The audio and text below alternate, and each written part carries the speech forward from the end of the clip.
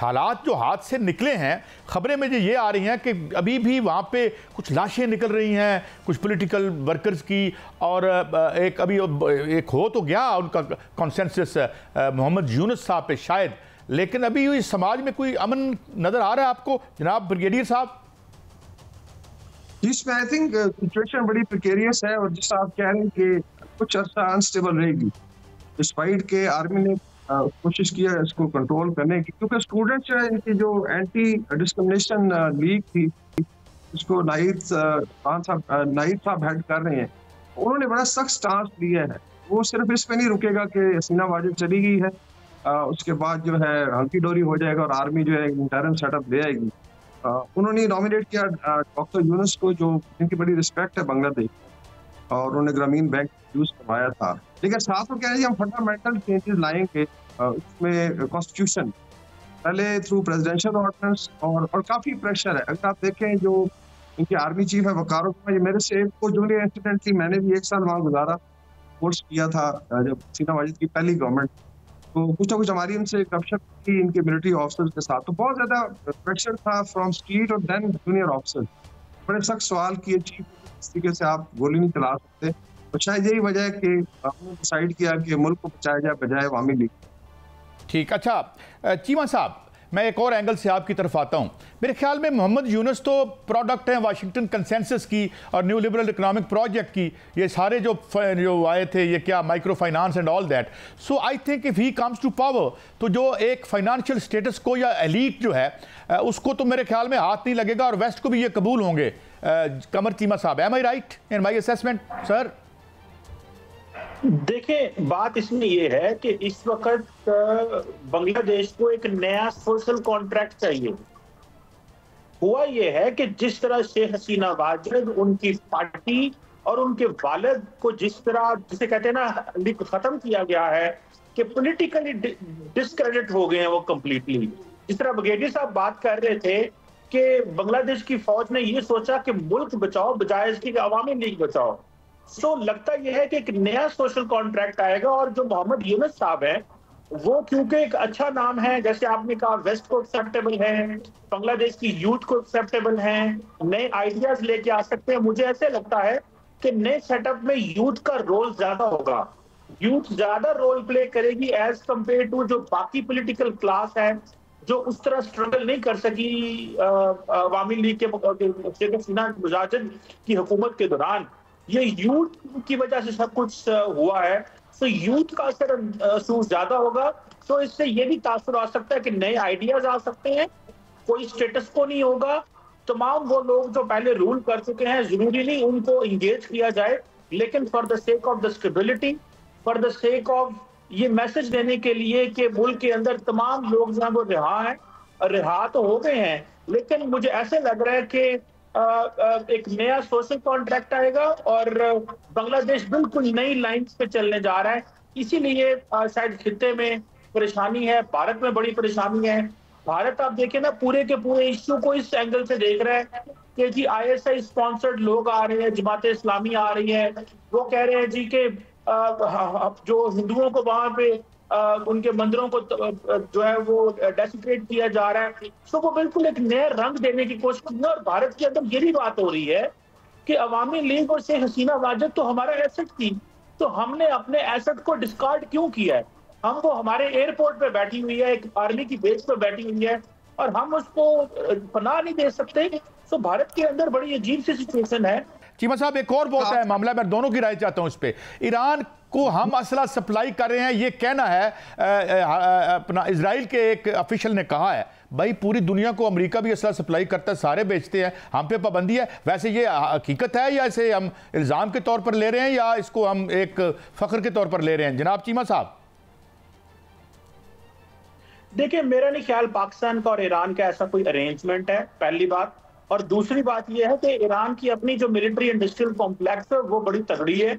ये basically Indian lobby अक्सर ये तासुर देना चाहती है या लिंक करना चाहती है कि जनाब पाकिस्तान ईरान को असला दे रहा है, क्योंकि इस वक्त इंडिया जो है वो बहुत ज्यादा असला इजराइल को बेच रहा है। और ये तासुर दिया जाता है कि एक तरफ तो इंडिया फलस्तीन के हक में भी सपोर्ट करता है, लेकिन इजराइल को असला भी देता है। तो ये बेसिकली वो ग्रुप हैं जो ये बात करते हैं कि जी पाकिस्तान जो है शायद वो ईरान को असला दे रहा है। मेरा नहीं ख्याल कि पाकिस्तान ईरान को असला दे रहा है। साहब वैसे मैं हिस्टोरिकली अगर बात करूं, हिस्टोरिकली अब देखें सारे ये जो स्वार्थों ने जुल्म किया था, बरतानिया के असले से अपने लोग मारे थे, आपको याद है कितना बड़ा मसैकर हुआ था उसमें। तो सारी दुनिया में अब ये इराक को इन्होंने क्या किया, तो वाई कांट भी क्या असला बेचना मुल्कों को क्या इलीगल है आलमी तौर पर? चीमा साहब, फिर मैं आता हूँ ब्रिगेडियर साहब की तरफ। सर देखें, ईरान के ऊपर सैंक्शंस हैं इस वक्त, ग्लोबल सैंक्शंस लगी हुई हैं, और ईरान के साथ बहुत सारी चीजों में हम तो उनसे तेल खरीद नहीं सकते और ले नहीं सकते, तो गैस नहीं ले सकते, खरीद सकते, तो हमारी वीकनेस है ना। इंडिया तो ले रहा है चीमा साहब। नहीं, लेकिन इंडिया ने भी बंद कर दिया, वो ऐसे नहीं कर रहे। लेकिन क्वेश्चन ये है अच्छा मैं थोड़ा हमें सिर्फ और सिर्फ जी मुकम्मल करें, बाद में फिर। अच्छा मैं ये इसी पे टेक लेता हूँ। इतना कहूंगा कि जी गो हेड। मैं इसी पे कहूंगा, हमारा ईरान के साथ कोई ऐसी डील नहीं है असला लेने की और देने की, और हम ईरान को वैसे पॉलिटिकली एंड डिप्लोमेटिकली सपोर्ट करते हैं, मुख्तलिफ इश्यूज में सपोर्ट करते हैं, लेकिन ऐसा कुछ चीज नहीं। अच्छा ब्रिगेडियर साहब, जितनी ह्यूमन राइट्स वायलेशन हालिया तारीख में इजराइल ने की हैं, इस बर्बरियत पे तो वेस्ट में बिला उठा, कोई उनको पूछने वाला नहीं है। और मैं समझता हूँ सबसे बड़ा दहशतगर्द मुल्क तो इस वक्त हम इजराइल को कह दें तो वो खुद उनके यानी तहरीक चल रही है, और ये जेल में होगा नेतान्याहू अगर ये जंग का जो उसने किया हुआ है। क्या कहेंगे आप? आई थिंक एक तो ये कॉन्ट्रडिक्शन ऑफ पॉलिसी है, इस पे हमने काफी प्रोग्राम्स किए हैं। बेन गुरियन की पॉलिसी थी दाहिवा पॉलिसी। दाहिवा कहते हैं घास को काट, कि जब भी फलस्तीनी जवान तैयार होगी उसका मुंह डाउन कर देंगे, टाइगर डाउन होगा। ये डिक्लेयर्ड पॉलिसी में माइंड इजराइल की, और इसकी आप कंटिन्यूटी नजर आएगी कि फर्स्ट इंतफादा है, सेकंड है, फोर्थ इंतफादा है। और अभी जो जुल्म हुआ है वो डेफिनेटली अनपैरेलल्ड है, बिकॉज जो ऑर्डिनेंस डिलीवर हुआ गाजा स्ट्रिप पे, जो मेरे पास 17 किलोमीटर की टोटल एरिया है, ये 3 हिरोशिमा एटम बॉम्ब्स के बराबर ऑर्डिनेंस डिलीवर हो चुका। आप देखा है वहाँ पे हार दिन दहाड़े आप कटी देखते हैं बच्चों की। शुरू में बड़ा सदन था, मीडिया में भी लोग स्टोरी भी कैरी करते हुए भागते हैं।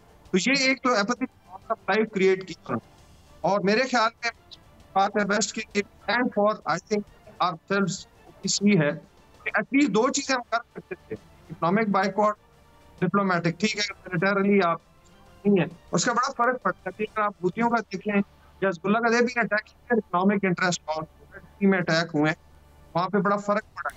तो थोड़ा सा मेरे ख्याल में देखना चाहिए कि इतनी कैजुअल्टीज हो गई 40,000 प्लस, तो ये 70-80। अच्छा मैं एक और बात पे भी आपके दोनों हजरात का टेक लूंगा। चीमा साहब, ये पाकिस्तान का न्यूक्लियर प्रोग्राम ये कहा जा रहा है कि इजराइल के निशाने पर है, और अगर ईरान पर हमला हुआ तो खुदा न खास्ता वो हमारे ऊपर भी ये इस तरह की वारदात कर सकता है। Is there any possibility of that हमाकत अगर वो करता है तो? देखिए, मेरा नहीं ख्याल कि ये ऐसे को मुमकिन है कि इजराइल करेगा, लेकिन हाँ अगर इंडिया के साथ हमारे हालात खराब होते हैं तो देन इजराइल जंप कर सकता है, और इजराइल बहुत सारी टेक्निकल असिस्टेंस, सर्विलेंस, ड्रोन्स, बहुत कुछ इंडिया को दे सकता है, और वो हम इंडिया की हेल्प भी कर सकता है इन एवरीथिंग। लेकिन फॉर अ मोमेंट ईरान पे अगर कोई लड़ाई होती है इजराइल की, तो मैं नहीं समझता कि इजराइलीज उसमें जंप इन करेंगे और पाकिस्तान पे को टारगेट करेंगे, बिकॉज अमेरिकन बड़ी अच्छी तरीके से समझते हैं कि पाकिस्तान जो है वो ना तो इस तरह इजराइल के हवाले से हमारी की सोच है, ना ईरान को और इजराइल के मामले में हम इंटरफेयर करते हैं। और अगर हाँ भारत के साथ वो पाकिस्तान का होता है तो मेरा ख्याल है इजराइल जरूर उसमें इंटरफेयर करेगा, और उसमें हमें केयरफुल रहना चाहिए। चीमा साहब, ये खान साहब ने कह दिया है कि जी वो मशरूत माफ़ी मांग लेंगे। डू यू थिंक कि यहाँ की माजराई हमारी अंदर वाली भी कोई उसमें कोई बर्फ पिघल रही है? चीमा साहब, what is your sense on this? देखिए, मेरा नहीं ख्याल उनको अभी माफी मिले। अभी तो उनको पहले अभी तो ट्रस्ट डेफिसिट इतना ज्यादा है उनके साथ, उसको बिल्ड करने में बहुत वक्त लगेगा। और अगर वो ये समझते हैं कि हाजिराई खत्म करें तो ये बहुत अच्छा कदम होगा। एटलीस्ट पाकिस्तान अगर पॉलिटिकली स्टेबल होता है तो हम इकोनॉमिकली बाकी मामलात में भी बेहतरी आ सकती है, लेकिन लगता नहीं है कि वो अभी 1 साल से ज्यादा अरसा हो गया है, बल्कि 2-2.5 साल से ज्यादा अरसा हो गया, 1 साल से ज्यादा जेल में है। 2-2.5 साल से वो तकरीबन जिस तरह उन्होंने मुल्क के अंदर अफरा तफरी फैलाई है, लगता नहीं है कि वो बैक ऑफ करेंगे। लेट्स सी कि वो वाकई इसमें सीरियस हैं, क्योंकि उन्होंने जिस पैमाने पे मुआशरे के अंदर तकसीम डाली है, लोग पसंद नहीं करेंगे उनकी ये पॉलिटिक्स ऑफ रिकंसिलेशन।